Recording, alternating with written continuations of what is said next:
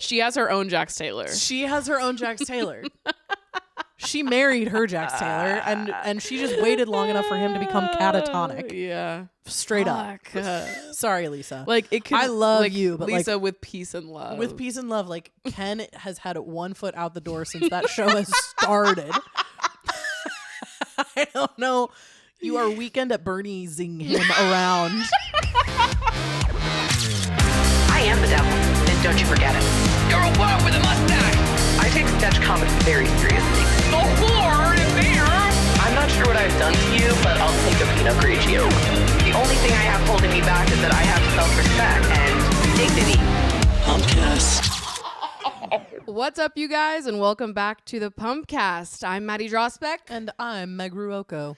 And we're here today to psychoanalyze the cast of Vanderpump Rules. And, well, what else is new?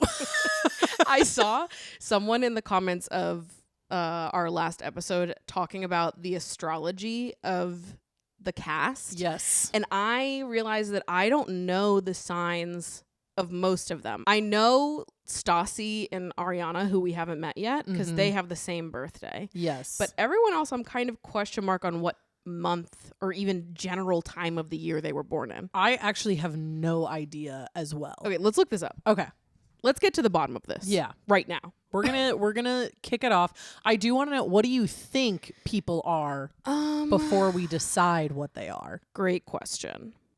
Well, I hate Jax so much that I just immediately want to put him in like my personal least favorite sign. Sure.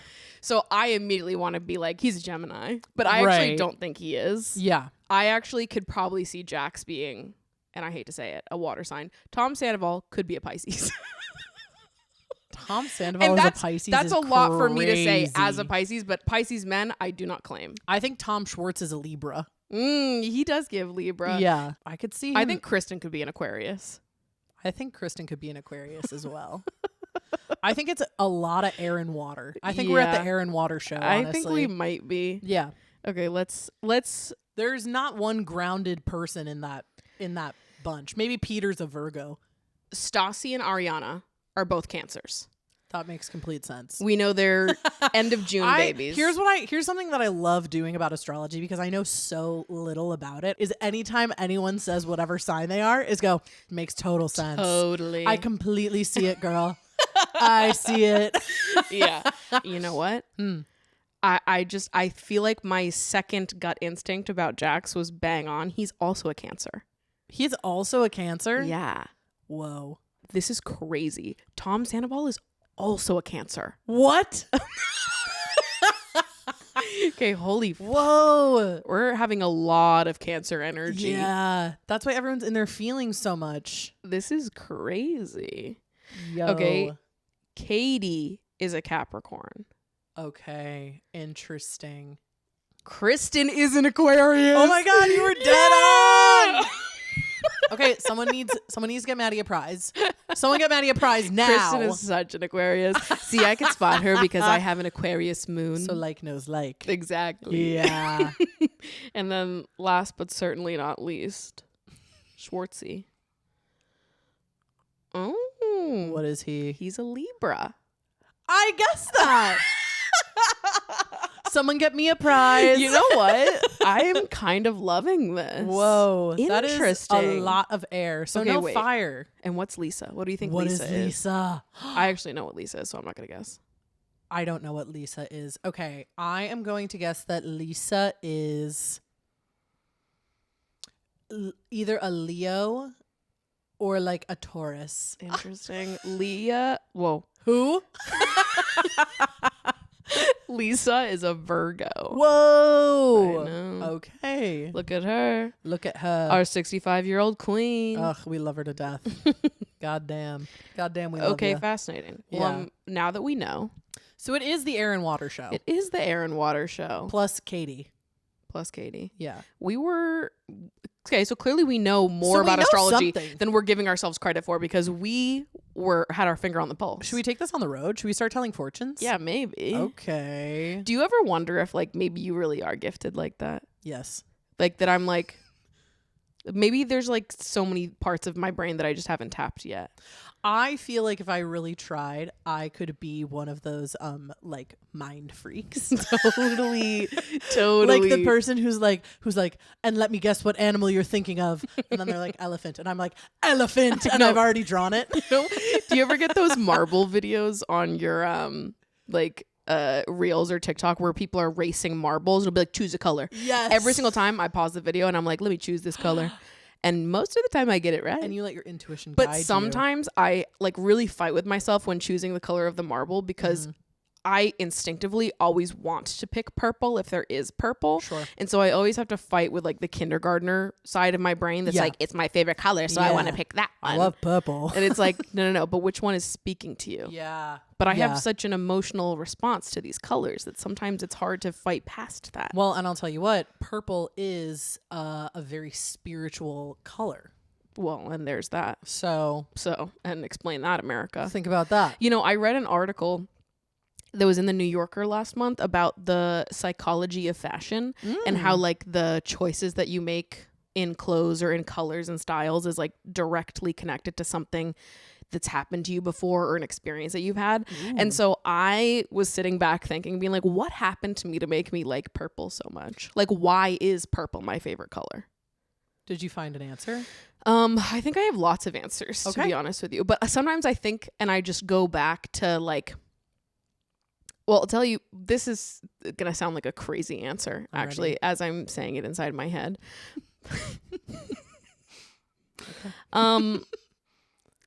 Gatorade bottles.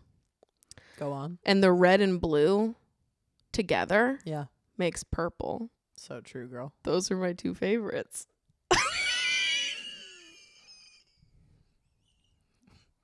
But hold on. Hey, walk with me here. Hold on. It felt significant to me because I always made note of that inside my head as a child. Like I remember going to like Cumberland Farms and getting a Gatorade and being like, well, I have to get these two because they make purple. So you would get two Gatorades because they made purple. You would combine them. No, I wouldn't combine them. You would drink them separately. Would know it inside my head. You would know that red and blue make purple. Walk with me here. I'm walking. I'm walking. I don't know where we're going.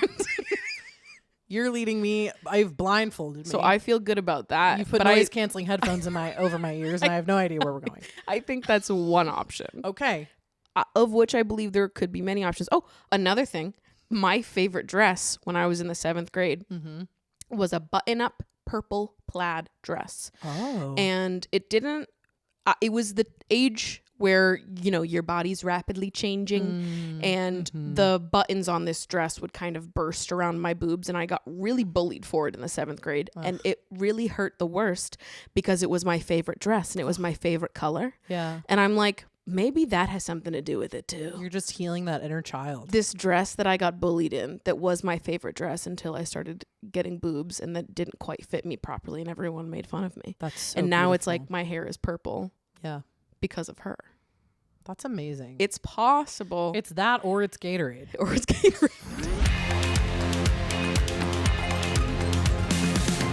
Start of the episode, Lisa wants to get a big pride float.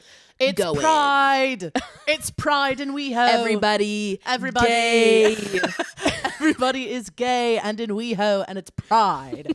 And we are introduced to Guillermo, who is her and Ken's business partner. He is wearing notably an incredibly loud pink shirt. Yeah. Kind of off the rip. Just want to make a note of that. And as Lisa says, she and Ken have not had a business partner up until they opened SUR, but they've paid their dues. Guillermo's coming in. He's taking control. I think this initial conversation that Lisa has with Guillermo is 100% like producer influenced. I was watching it, and basically Lisa comes in and she's like, "It's pride. I want a big float for SUR." And Guillermo's like, "That costs money." I don't know. He's like, "I don't know. I don't know if we got the budget for all that." It's like such a manufactured argument that ultimately is 30 seconds long before Guillermo's like, "Do you really want to?" And Lisa's like, "I do." And Guillermo's like, "Fine." Cha-ching. Yeah. It's like completely like, that's fine. Yeah. So it's gay pride. it seems like it is pitched as this is maybe SUR's first time participating in the Pride Parade in West Hollywood. Yeah. Yeah. SUR wasn't gay before then. SUR was not gay before then. But Lisa, I think, realized that she could make money off of gay people and said, let's get in that. Well, yeah, we've been missing out on something. We have really We've been gotta missing out on go. this. So we've got a float in the works in the background here, but we're on the clock. Yeah. People have got shifts. We're clocking in. Yep. Stassi and Katie are at work, and Stassi's venting about Jax. Yes. Hearing more about this relationship, and more specifically about how he doesn't come home most nights of the week. Yes. Where is he going? Where is Jax going? Where in the world is Jax Taylor? Yeah, we're looking through the book. We're not seeing him with his big floppy hat. No. We do not know where he is. Do not know where he went. And Stassi's acknowledging in this conversation that it is not a healthy relationship. Yes. So she's having like some kind of come to. Yes. It's very clear that there is like a there is some level of awareness that Stassi has that I do think is again hamstrung by the fact that she is 23. Yeah. Right? So like whatever kind of self-awareness, self-like reflection that she has ultimately is like batted away by the fact that her prefrontal cortex is just like not hardened yet. Totally. And Katie's like, yeah, that sounds really bad. I know. And Stassi's like, we've literally been talking about marriage. Yeah. Like, this is serious. And I'm like, he's not even coming home at night. What do we do? That man has talked to you about marriage? In what context? I want to be clear too that at this point they have been dating, I think, for 2 years, right? Which means that they started dating when he was 31 and she was 21. That's a child bride. That is a child bride. And again, Jax is absolutely delusional. But Jax is the type of person who would be like, well, babe, when we get married someday, like blah, blah, blah, blah. Right. And it's like, brother, you are psychotic. No, literally. You're absolutely But it's like, why are certifiable. we talking about marriage with this man who you hate, who hates you, who's not coming home at night? Yes. Like, he is cheating on you. Yes. He's not coming home. I don't know where he goes. Where's he going? He's always sleeping at our friends' houses. Like, I think we can start making some deductions. Yeah. I mean, the level... Queen Stas, I love you. What are we doing? The level of denial that Stassi is portraying in like this episode specifically and episodes to come is really, it's admirable because she's like, yeah, he just, I guess, was like sleeping in his car. And like, you want me to believe that man slept in his car in the parking lot of your building? No shot. He told you that he did, but I don't believe for 1 second that Jax ever has slept in his car. No, not once. It's like he's either at Tom's or he's out at some other woman's apartment 100%. So they're discussing that. Katie's like, that's really hard. And Stassi's like, yeah, but ultimately, like, I do love him, you know, like I hate him and I hate being around him and I hate every single thing that he says and does. And I wish that he was dead, but like, I love him and I will marry him. Yeah. And Katie's like, totally. I also do just want to take a quick moment for the B-roll shot of inexplicably like a Buddha statue in the SUR restaurant and lounge. The decor continues to utterly baffle me. Yeah, I don't know what that is. I think that's still there. It's so perplexing. I'm absolutely obsessed with it. So this is a big episode for Jax and Stassi specifically. Yeah. This is kind of like the plot A of this episode is like Jax and Stassi are fighting. After Stassi is talking to Katie about how things are like not going well, Jax is not coming home at night. Stassi goes over to the bar where Jax is working, and they immediately start fighting about the fact that Jax did not drive her to work. Right. He just left the apartment without her when he knew that they both had shifts. Yeah. And his excuse is that he thought that her shift started later than his, which is like, how could you? That's just a lie. Right. It's honestly, it's amazing to watch in the early seasons, knowing what I know about Jax now and how much of like a pathological liar he is. It is amazing to watch him at every turn lie. Totally. Completely straight-faced. For those of you that aren't acquainted with Jax Taylor, just know that you should always assume the worst of him. Yes. So if you hear something we say and you're like, oh, well, maybe he genuinely forgot. No. Jax Taylor? He didn't. He didn't. With him, it's always malicious. Yeah. Always assume worst intent. Yep. Never give him the benefit of the doubt. He never deserves it. Just assume worst case scenario. Always. It's usually right. Yeah. Dead on. There's never the whole like the road to hell is paved with good intentions. Like that does not apply to Jax Taylor. Like Totally. the road to Jax Taylor's hell is like paved specifically with lies he knowingly told. Completely. he's an evil So man. if you ever think we're being excessive, just know that we absolutely are not. He deserves the worst and more.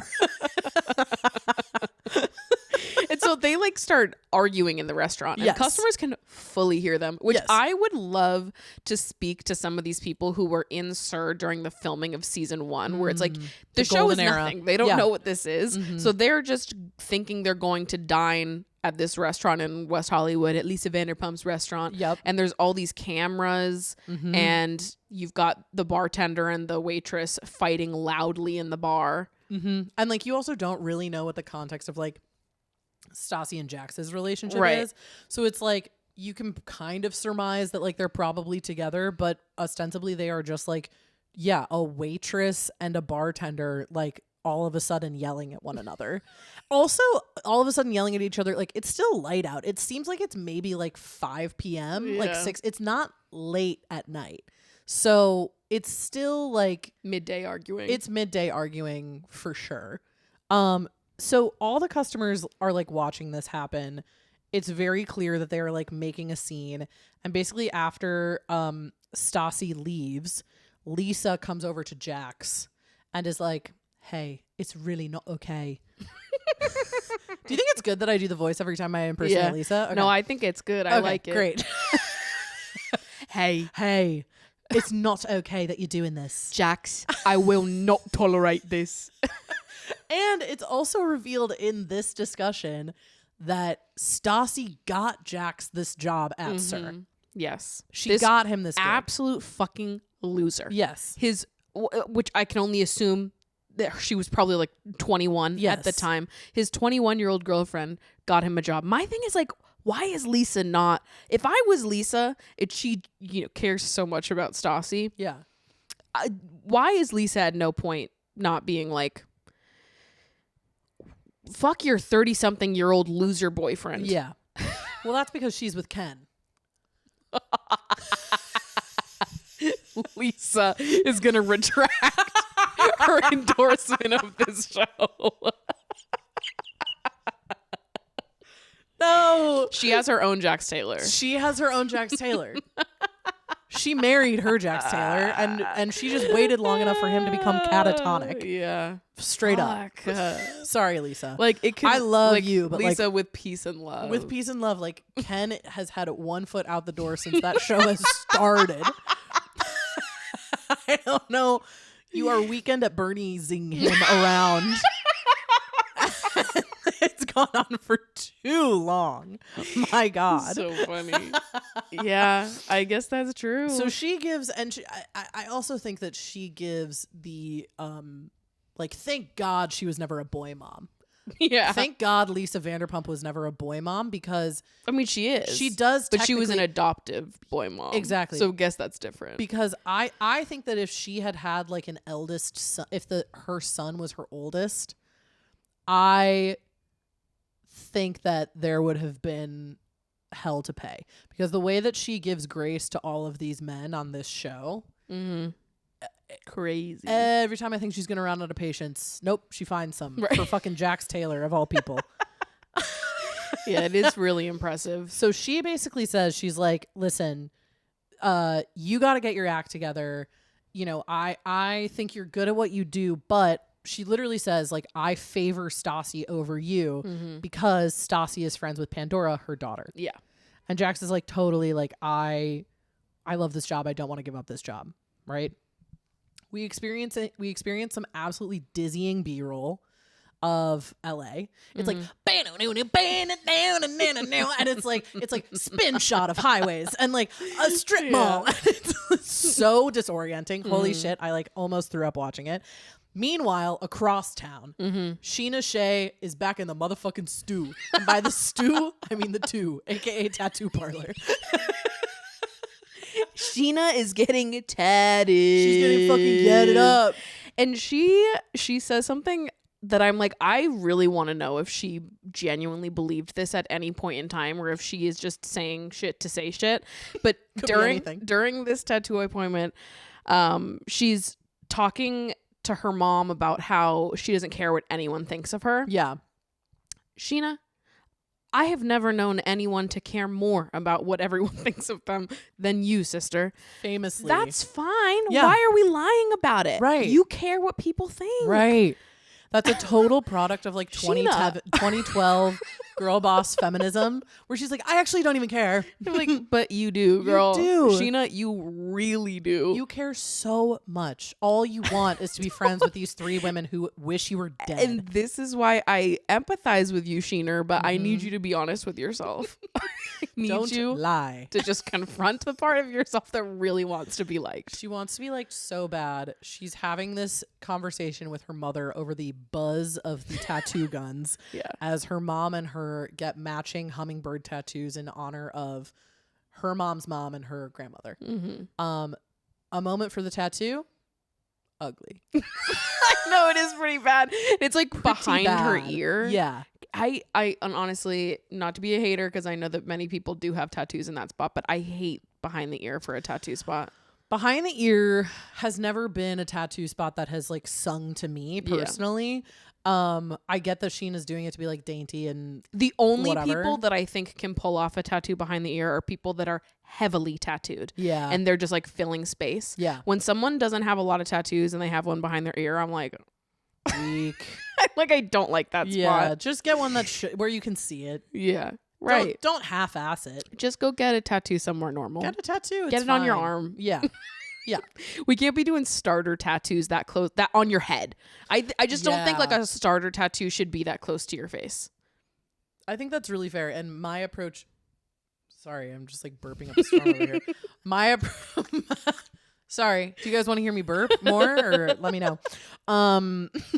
My approach is like, if you're going to get a tattoo, like commit. Right.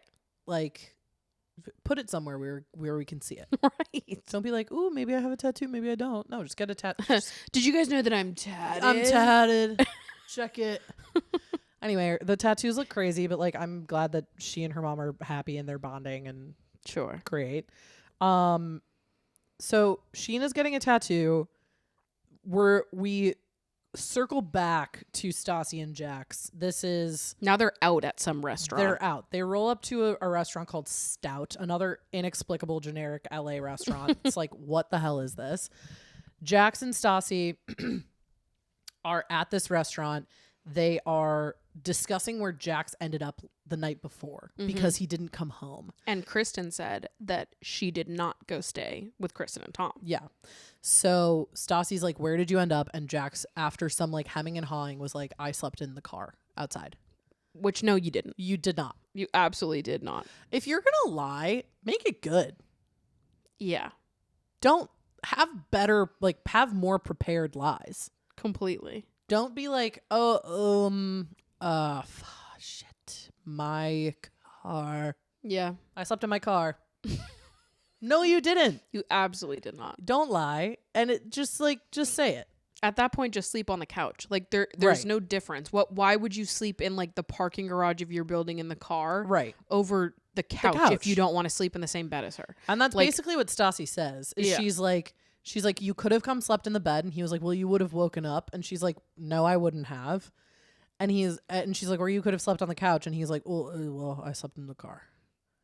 Yeah, likely story. It's like, okay. Likely story, you fucking demon. Right. But she's yelling at him and she tells him to grow up. And he keeps saying that Stassi's acting childish. Yes. Which is really funny because what did you think was happening when you decided to date a 23-year-old as a 33-year-old?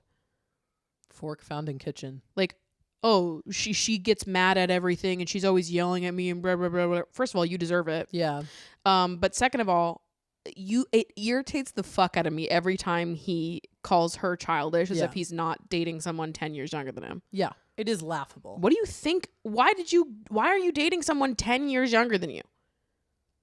Maybe date someone your own age. But he wouldn't, because they all know that everyone his own age does not want to be with him. They don't want to fuck with him. Imagine running into a 33-year-old who acted that way now. I'd be like, oh my God, you're a horror story. Yeah, I love also that like Stassi basically in this scene gives like an exact play-by-play of like what she wants from him, how she wants him to act moving forward, what she needs from this relationship in order for her to feel secure, and ends it with being like, so you need to fucking grow up. And it cuts to a talking head of Jax being like, so she's mad because I didn't wash a dish one night? Childish. And it's like, so you fundamentally didn't listen to a thing that she just said, and in your head then made up a fake problem that wasn't brought up, and then decided to blame her for a fake problem that was not brought up in the conversation. Totally. To then call her childish. Yeah. It is honestly hilarious to watch that she's like, this is what I need. This is what I want from you. It cuts to him being like, oh, so I didn't freaking put a bowl in the dishwasher? and so you're mad at me for that? It's like, no. I'm mad at you because you're actively sleeping with other women and you're lying to me about it. Right. You fuckhead. What the fuck? Oh my God. So Jax and Stassi are not doing well. No. But Jax is employed at his second job. And his second job is as a MACTOR. Ooh, we've got MACTORs in the cast, everybody. Models / actors. The first time that Tom Schwartz says MACTOR, it like a part of my brain just like clicked into place. It was like the final puzzle piece I needed to like fully exist in pure happiness. I felt like the Winter Soldier being activated with code words. Like I was like, so we're all MACTORs. I genuinely, I don't think I've ever heard somebody refer to themselves as a MACTOR. Not once. A model and an actor. And also, you guys are neither they of the aren't. two. Like, I don't know why we're pretending like you guys are big shots. And Jax is like, I've been to Paris, I've been to Milan, I've been to all these places. Like, I was in London. GQ. Like, will you stop acting like you're fucking Bella Hadid? It's like you cut the shit. You had a few acting gigs or a few model gigs a decade ago. Totally. You were an extra in Two Broke Girls. Like, put a sock in it. You must put a sock in it. I can't deal with this. Yeah, but they're on set. They're on for set something, promoting saxophones and guitars. Question mark. What is this even for? I think this whole thing is fake. Like it's just a completely fake photo shoot. I think it is undoubtedly fake. There are seemingly 2 crew people on set. Really, we literally had more people working with us on the Pumpcast shoot than is present on this shoot. On this shoot, again, where it's like, what are they promoting? I don't know. It is exclusively Tom Schwartz and Jax Taylor, and Jax is holding a saxophone and Tom is holding a guitar, and they take like 5 photos each, and then they're like, all right, boys, see you later. Great shoot. They're like in the catalog for Guitar Center. Yeah. And Jax and Tom are talking about the fact in between their awesome photo shoot that they're having that Jax needs to quote unquote give up the model life, this epic model life that he has right now where he's shooting with his buddy Tom Schwartz, and he needs to give that up because Stassi is too insecure to handle the fact that Jax is a model. Yeah, and he says that Stassi has previously gotten him fired from various modeling jobs. Yeah. Like called up the casting people and gotten him pulled from shoots because she wasn't allowed to come be at the shoot and other women were going to be there. Which is honestly hilarious. Yeah. If it I happened. don't know if it's true. If it's true, honestly, good for her. He deserves it. And if it's not true, look at him lying again. Yeah. Here's the thing about Jax Taylor. He's never going to win on this podcast. I don't care what he is or isn't doing. I will find a way to be a hater about it. One of the notes that I wrote for this episode specifically is even when Jax is right, he's wrong.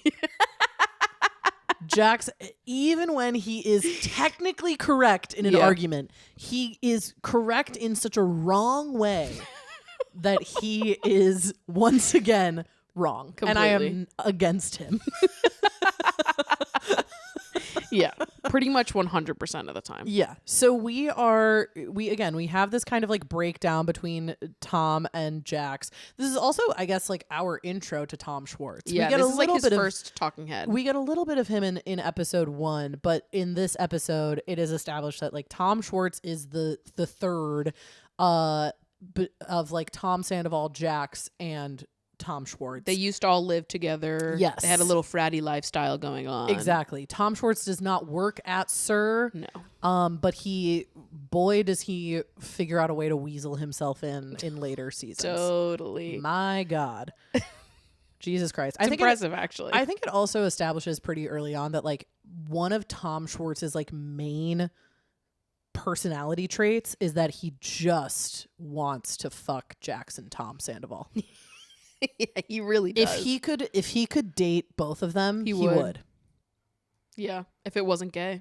And like I actually don't think that he is gay. No, I don't either. That's what I mean. Like he just is if like he could so live inside their skin He would. in the most, heterosexual way possible. Yes. He would and does. Yes. He would give anything to like be physically inside Yeah, of totally. Jax Taylor. Yeah. Yep. Especially in the earlier seasons. For sure. He tends to then kind of lean more towards Tom in later seasons because Tom kind of he pulls up rank. Mm-hmm. But in the earlier seasons, Tom Schwartz is like obsessed with Jax. Yeah.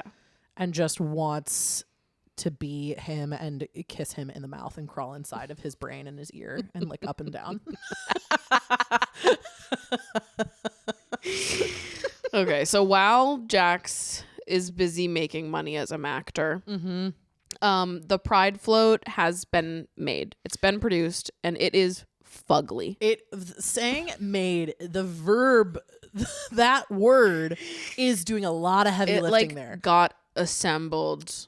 It certainly, Sort of. certainly things were put together. Really, they just bought a bunch of pink fur fabric and like staple gunned it to a truck bed. Yes, that is literally exactly what they did. Which also calls into question then at the beginning of the episode when Guillermo was like, it's going to cost a lot of money. Like, surely like- this didn't cost that much. That is $50 worth of nothing. Right. It's $50 worth of nothing. So Yeah. poorly stapled on. It looks bad. Looks like awful. critically looks terrible. I actually didn't realize how bad the I float know. was until I rewatched it. And watching it this second time, I was like, whoa, that's Yeah. the worst thing I've ever seen it in my does look life. really bad. But that said, she did hire singer BP. So what now? So get excited So about come on, guys. singer BP. Does the Olive Garden have a float in the parade? I don't think so. When Kristen says that, I'm like, that is a crazy quote. It's so funny. Now, does the Olive Garden support gays? She's like, I love Kristen because I love how she kind of when she's doing a talking head, especially in the earlier seasons, it's like she's telling little secrets. She says it like that, where she's like, yeah, working at SUR, it's a little different. Yeah. Does the Olive Garden have a float in the parade? And she's being so serious. And she's about like, it. she shakes her head no with a little smirk on her Olive face. Garden could never. These fucking losers who serve at Olive Garden. Yeah, unlike us, the Who cool serve people who serve at Cunt over at SUR. SUR. Sexy Unique Restaurant. Ugh. I can't. So they quote unquote decorate this this float, I guess, and also hire a plethora of, I guess, gay men in pink spandex shorts and marching Yeah. band hats to like twirl around the float as they're like going to the parade. Come to our restaurant. And honestly, I think in 2012 you didn't need more than that. Yeah, that was it. We're smack dab in the middle of the Obama era. Hope is on the rise. Totally. We are feeling good about gay people in America these days. We are on the up and up. Liberalism is at its height, its peak. And we go, all we need is a couple of gay guys twirling around the truck. Completely, girl. And Ken at the wheel. With Ken at the wheel, there's nothing we can't achieve. Anything is possible. Ken, who is like just like gas either to the floor or completely breaks. There's no way he's driving that truck well at all. Totally no. He's like mummified. He is a wax figure in the middle of returning to stone, to petrification, inexplicably driving the truck. Lisa, close your ears. Lisa, I'm sorry, girl. Lisa, sister, we love you. My God, is it legal for your man to be driving like that? He still has a license. He should get that shit revoked. He's like driving on the other side of the road. He's like, this is how we do it in my nation. Mr. Magooing. Like, he is on the loose at this bride parade. There's a really specific, I don't know if you're going to get this reference. Do you know the cartoon Busy Town? Nope. Someone out there is going to know Busy Town. It's a little like cartoon, and it's I think it was a series of picture books. And in Busy Town, there's a little worm businessman that drives an apple. I can't believe you're about to compare him to this. Ken is the little worm driving an apple in Busy Town. This is pull up the screenshot. Is it him? That's Ken driving the SUR Pride Float. Lisa, I'm so sorry. That's literally Ken. You look at that, you tell me that's not Ken. The busy world of Ken Todd. We need to change the name. Put aviators on that motherfucker, you tell me that's not Ken. And put pink fur all over the apple. Oh, jolly good. Oh, pride.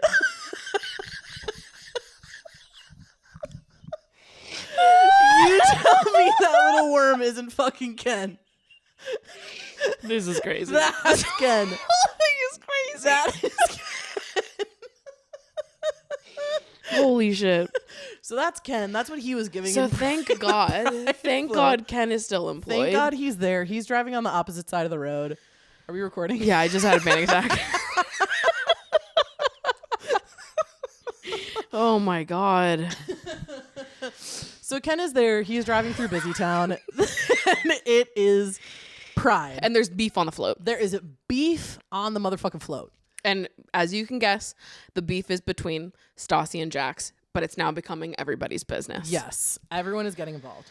And Stassi is complaining about Jax before things even really kick off on the float. She's like, honestly, we hate each other. We despise each other. Yep. She's like going on about how the relationship is just bad and it's not working. Mm-hmm. And she at one point is talking to Jax and is like, I try to tell you what's wrong and you just don't do anything about it. And she says she doesn't want to take care of a 33-year-old man. Mm-hmm. And it's like, for sure. Like, roll with that. Yeah, lean into that. We're feeling. So close. You're so close to getting it, girl. We're that close to you getting out of this, sister. But then as the float keeps going, mm-hmm. we're driving, we're getting into the mood. Scheana and Jax are dancing together mm-hmm. on the float, and mm-hmm. Sheena's doing her Sheener thing, where she just is selling a pop star fantasy. She hears the music and she's like, I'm gonna bump and grind and put my hands in the air and be like, yeah.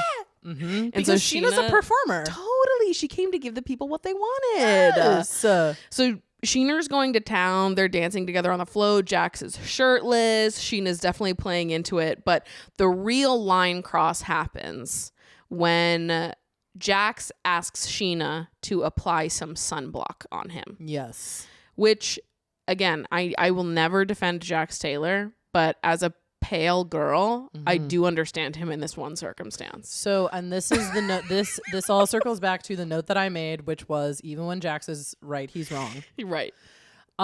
Because there will be more on this event later. Mm-hmm. But yes, it is in the honestly one of the least sexual acts I've seen on this show. Totally. Scheana puts sunblock on Jax's back.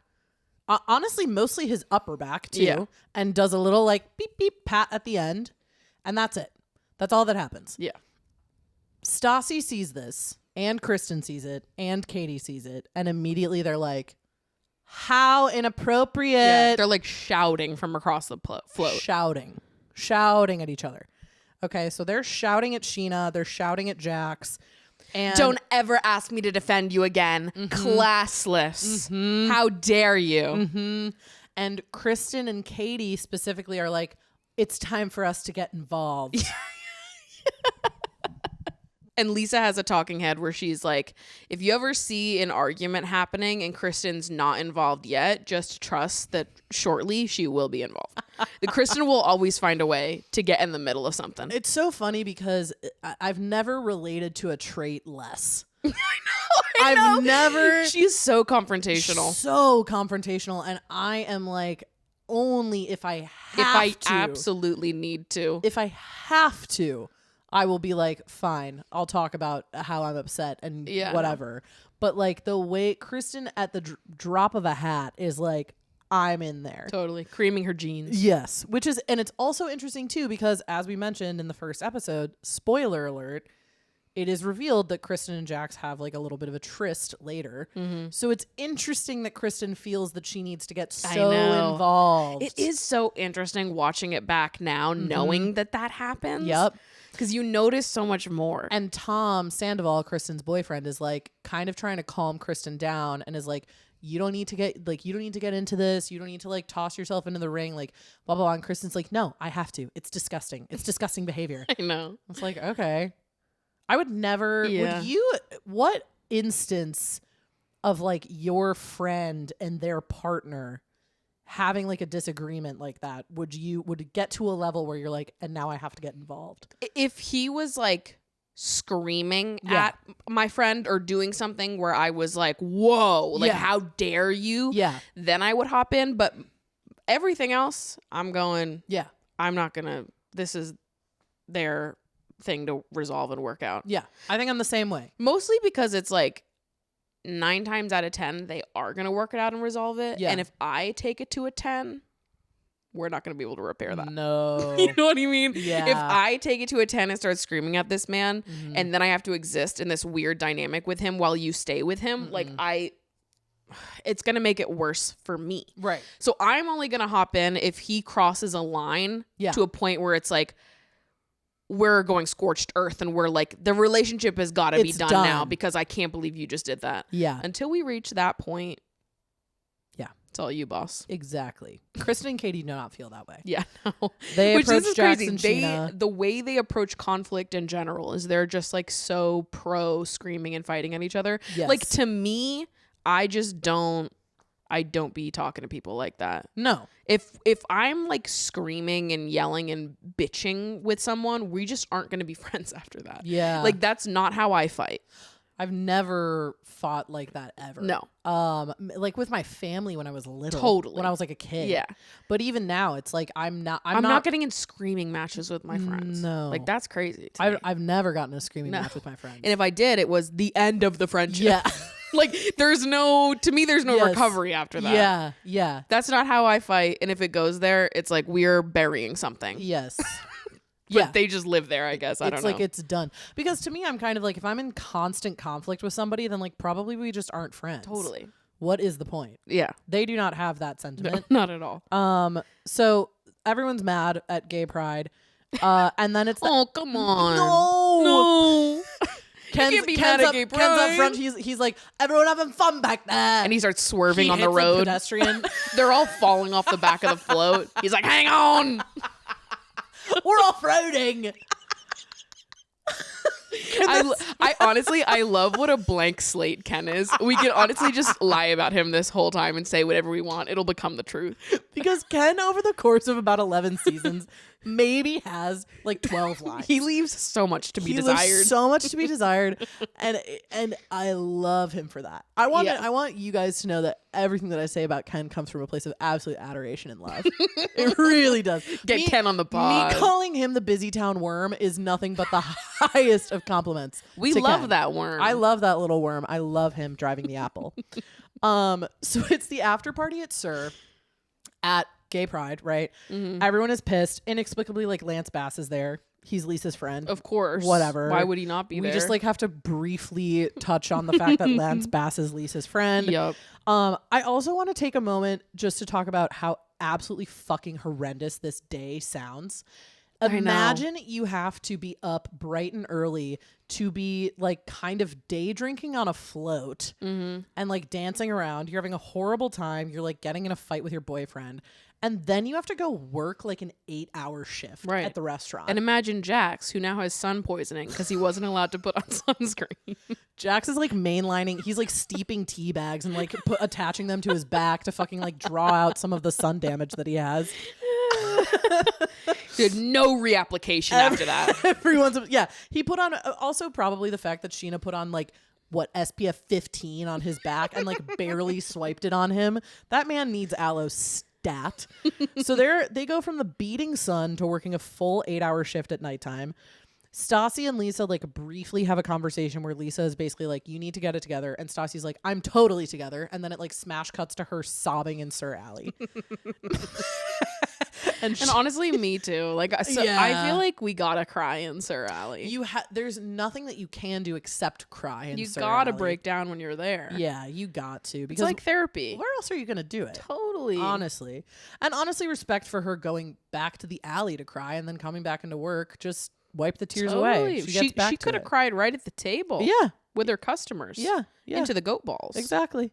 So Stassi's crying in SUR Alley to Katie. Again, she's feeling insecure about the relationship. She's upset about the fact that Scheana put sunscreen on Jax during the parade. But she's just clearly so insecure, and also because she has this image of who Scheana is inside her head, where suddenly she's like almost conspiracy theorying in her head, where she's like, oh, well, Scheana saw me and Jax having trouble as an opportunity to pounce because she's a homewrecker, and I know exactly what she's gonna do, and she's like inside her own head. She is like going absolutely bananas in her brain.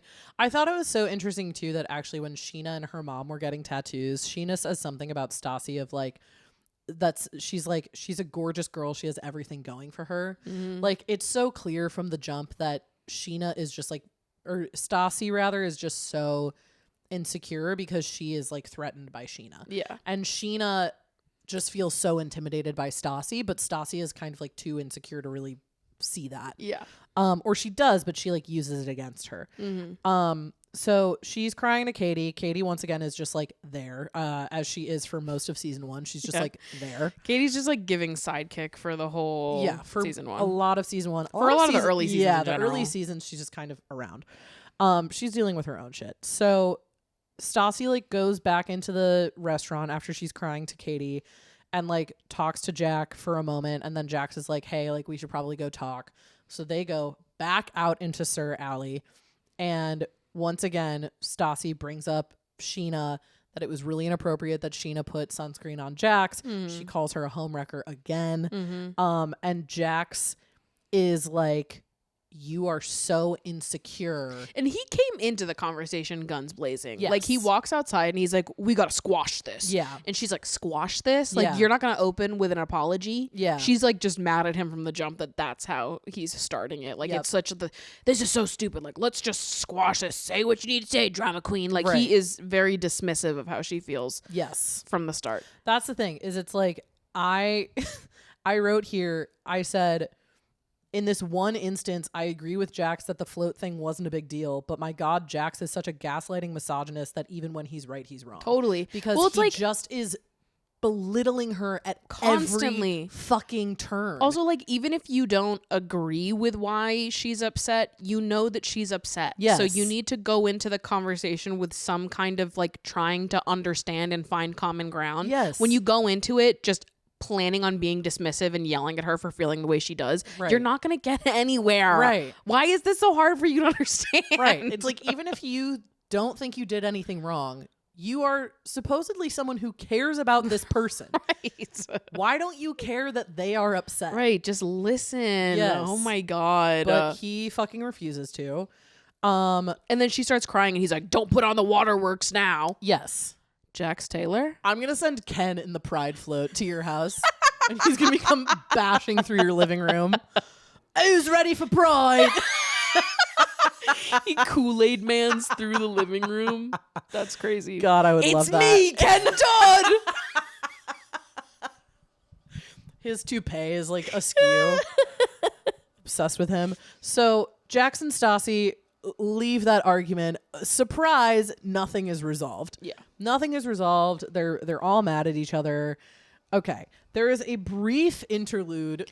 Which, thank God, we needed a palate cleanser, and this scene is 100% a palate cleanser.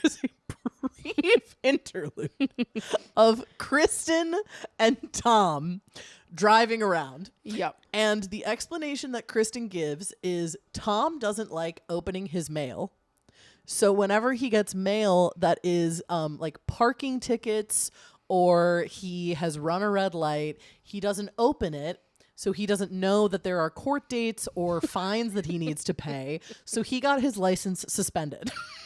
So now Kristen's just his chauffeur. Just drives him everywhere. And we're all just cool with this. And it's somehow. fine. And Tom is like telling Kristen which way to go and where to drive. And he's all like, yeah, you have to go this way. You have to go this way. And he is wrong. Yeah. It honestly, I mean, the sentence, Tom doesn't like opening mail.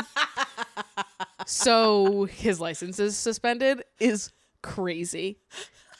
Just again, the way that specifically the men act on this show, it's like what a 9-year-old pictures adult life to be. Yeah. It's like, well, I don't like opening mail. So I'm just not gonna. I don't want to open that And mail. who cares? Who cares? I'm not gonna open mail. I hate the postal service. I freaking hate the mail. How do you address a letter? It's incredible. But I feel like I've known a couple people like that in my life, just like chronically irresponsible people that I don't know how they live, and I also don't know how anybody is close to them. I don't know Chronically either. irresponsible people, they stress me out so much, and just I am constantly irritated. Like I'm thinking of like a friend of a friend who I've heard so many stories about how chronically irresponsible they are, and I'm like, how do you survive knowing this person? Yeah. In even a friendly way. Yeah. That is how truly irritating I find that kind of energy. Like I just can't be around it. One of my like very close friends, I wouldn't even like categorize him as irresponsible. I would categorize him as like a just like really type B. Like, and it genuinely does stress me out to like hear about his life. Like I'll go like weeks without hearing I don't know where he is in the world. I don't know what he's doing. And then I'll like check in with him and he's like, I'm moving to a new state in a week. And I'm like, what? Yeah. How? These are the same, like I feel like this is the same type of person to me as people you have to lie to get them to show up places on time. Totally. Like if you want someone to be there for a 7 p.m. dinner, you have to tell them the dinner's at like 4. Yeah. Like it's like you have to lie aggressively to them in order to get them places because you're anticipating them to just be late to everything. Yeah. And now imagine that person is your partner who you have to drive around. And now they have a suspended license because he doesn't like to open mail. I don't like opening the mail. If I was dating a man who was like, I don't like to open mail, so now I don't have a license, so I can't drive. So you're gonna do it for me. Meh. like I'd be like, get a bike. I'd be like, so we're breaking up? Yeah. Because that's crazy. Yeah. I'd be like, oh, wow. So it looks like you are experiencing like consequences to your own actions. So like, I can't truly, to me, that is so unattractive and so embarrassing. I'd be embarrassed to tell my friends and loved ones that my boyfriend did that. No show is a better example of that Vogue article, like having a boyfriend is embarrassing more than Vanderpump Totally. Rules. All the boyfriends are the most embarrassing people you've Everyone ever is underreacting to how crazy this is. Yes. Insane. So that's a brief like 45-second scene with Kristen and Tom and Kristen driving Tom around. And then we're back. It's Peter's birthday. It's Peter's freaking birthday at Mixology, another indiscriminate bar. And everyone from SUR's here, and we're all Yes. getting drunk. And I love the first couple clips of all of these like beautiful women like hanging on Peter, being like, happy birthday, Peter. I And he's know. like, haha, totally. Let's go get shots. He's like so he's like so For sure. uncool. Ladies, thank you for attending my birthday party. Now, Poor if Peter. you'll follow me to the bar for a couple of shots of vodka.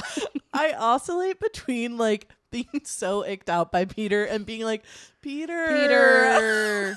Someone just give him a chance. I know. My God, but We'll get Peter on the pod someday. We'll get Peter. You gotta get on Peter, the pod. we'll get you. Come on. So Peter, I wrote down in my notes. I wrote, Peter, please be cool once. He isn't. He absolutely isn't. But everyone is gathering for the party. So Scheana critically shows up with her boyfriend Shay, who we briefly saw in episode 1. We're seeing him briefly again. He's very nothing burger in the first couple of seasons. Yeah. Stassi is immediately talking shit to Kristen and Katie about Scheana. It's like she's a broken record at this point. It's like, we know she's pissed at Scheana, whatever. She gives one of her incredible over-exaggerated quotes, though, where she's like, I would rather poke my eyes out with steaming hot needles than talk to Scheana right now. Yeah. Which seems like fine in passing, but Stassi loves to like up the aggressiveness with what she's saying that she wants to do or would rather do when it comes to like violence. Yes. In a really beautiful way It's to me. really gorgeous. Again, it's like her. She's Shakespeare. She is Shakespeare. She's our poet laureate. Yes. The Pumpcast poet laureate. Once again, proving that she was maybe too smart for this show. Yeah. I mean, really, she is. Yeah. And we'll say it. So does not want to talk to Scheana, but Scheana is determined to apologize to Stassi. And Scheana is saying this to Shay, her boyfriend. So she like takes a big gulp of her drink. She like downs her drink and she's like, all right, I'm going to go apologize to Stassi. So she like, and I really respect Scheana for doing this. Yeah. She rocks up into like the hyena's den. Totally. And she goes up to Stassi, Katie, and Kristen, who are all sitting together, and is like, hey, can I pull you aside for a second? Or can I sit here and join the conversation? Which I really appreciate. And Katie and Kristen are like, and Stassi's like, okay. Yeah, they're all like giving her like mean girl looks. Like they are trying to hurt her feelings. The vibe of like, again, when you are like, when you're in middle school and you have to like, you get like partnered with like popular girls for some like biology assignment or something. And so you like roll up to them and you're like, okay guys, so like, let's get started. And they're like, okay. Nerd. Yeah. Someone cares so much about being here and doing things. Yeah. Okay. So like, what is this even about? And then it's like up to you to be like, I think it's about like the mitochondria. Totally. I'm having a panic attack right now, actually. And you're just like, so it genuinely like watching her doing that. I felt like I was like astral projecting to when I was like a preteen, and I was like, oh my God, I know that feeling. And this is why I feel like genuinely protective of Scheana at times. I'm like, Scheana, get behind me. Yes. Get behind me, girl. You deserve better than this. My God. So Scheana and Stassi have a conversation. To no one's surprise, it does not get resolved. I gotta be honest though, like Stassi did eat with some of her quotes in this conversation though. Yeah. Because Scheana opens up the thing being like, I'm sorry if I hurt your feelings, but, and Stassi immediately clocks the if and the but. And she's like, that doesn't count. No ifs, no buts. You can't say if you know that you did. So you're either going to apologize for hurting my feelings or we're not going to have this conversation. Honestly, I agree. Yeah. Oh, I mean, it's like the biggest pet peeve in the world when people are like, sorry if I hurt your feelings. But I didn't stop. No ifs or buts if you're going to apologize. I'm sorry just that I hurt your feelings. say the apology. Yeah. I'm sorry I hurt your feelings. So I do agree. Even though, Scheana, get behind me. Scheana? Scheana, you're bad at apologizing, but still get behind me. Get behind us, girl. So also, like, Scheana did not have to apologize. No. For applying sunblock on Jax. Well, and this is like what I was talking about in the last episode, which is like Scheana plays into this thing. Yeah. Like she 100% did not have to apologize. She absolutely could have just like rocked with her night and been like, whatever, I don't give a fuck. But this all boils down to the fact that Scheana just wants to be friends with them. Totally. She wants to be liked. Them to like her. Yeah. And Stassi refuses to give that to Scheana. So Scheana attempts to apologize. It really doesn't go well. Yeah. And effectively at the end of it, they're just like, well, we don't really fuck with each other. Yeah. You've confirmed everything I've ever thought about you. You're just proving me right.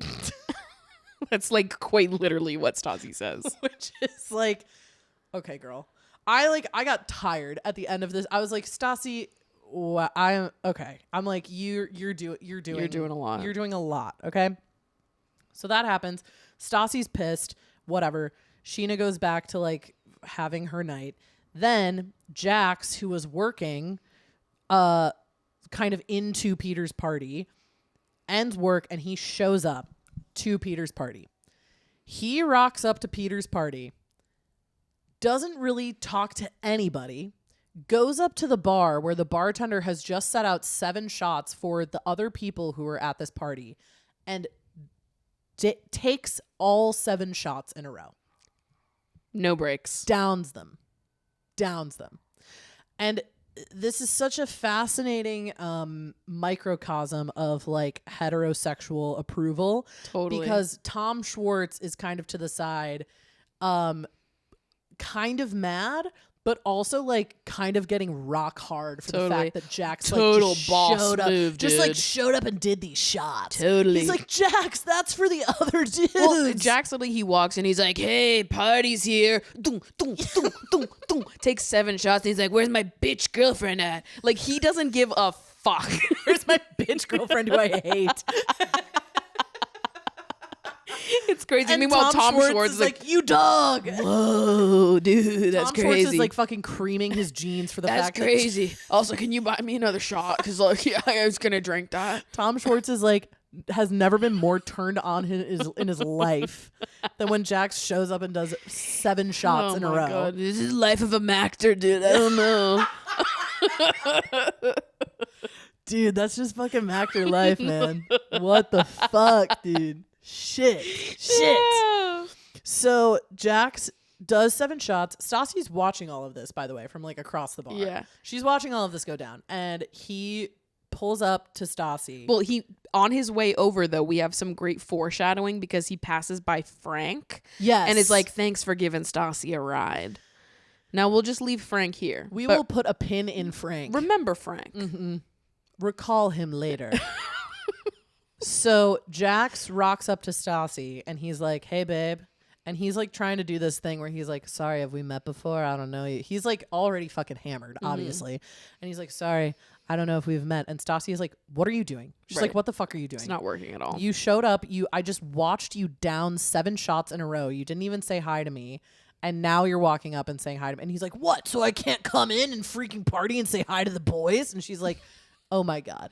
And she's pissed. She's at the end of her rope. She's like, I don't think you get it. Like, this is like, we are at the end here. Yes. And he's like, no, it can't be over. We have too much invested. Yes. Stassi's like, she says, and I quote, you need to realize what it's like to not have me. You know what? Sometimes she cooks. Truer words. Sometimes she does cook. Sometimes people do need to realize what it's like to not have us. Totally. You know? And Jax Taylor needs to have a lot of things taken away from him. Everything, ideally. Totally. In an ideal and just world, everything. So Stassi is breaking up with Jax. Mm-hmm. Jax does not understand that he's being broken up with. Number 1, because he's a fucking idiot. And number 2, because he's 7 shots deep and drunk off his ass.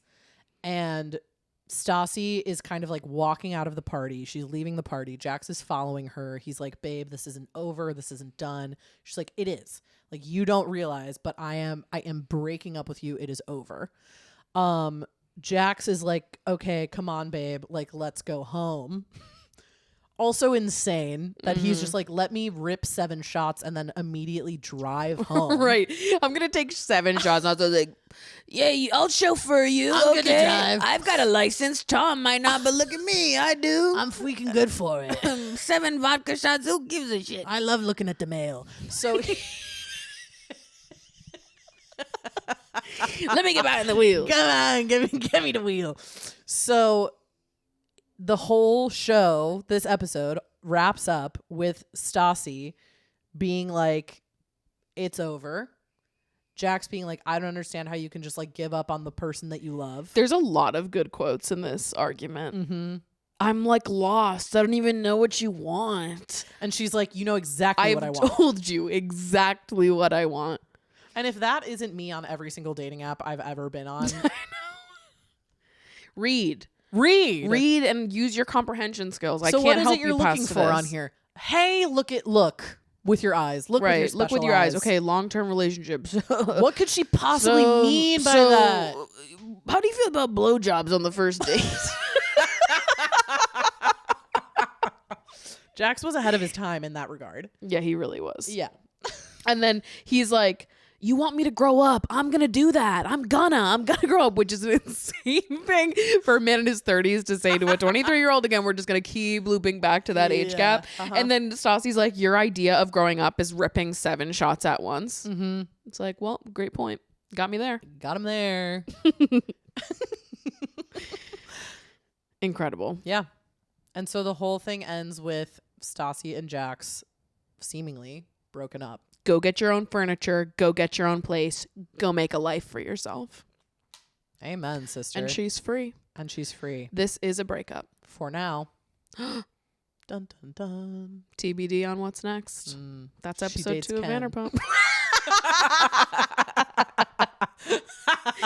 Lisa, close your ears. Lisa, don't listen to We're this. not talking to you right now. Lisa. Every other time we are talking to you. But the second you hear the word Ken, we're not talking to you. Please click away. Please. Yeah, just silence. Just silence. So that's Ep 2. That is Ep 2. Mm-hmm. Thank God. Thank God. TG for VP. TGFVP. So true. Mm-hmm.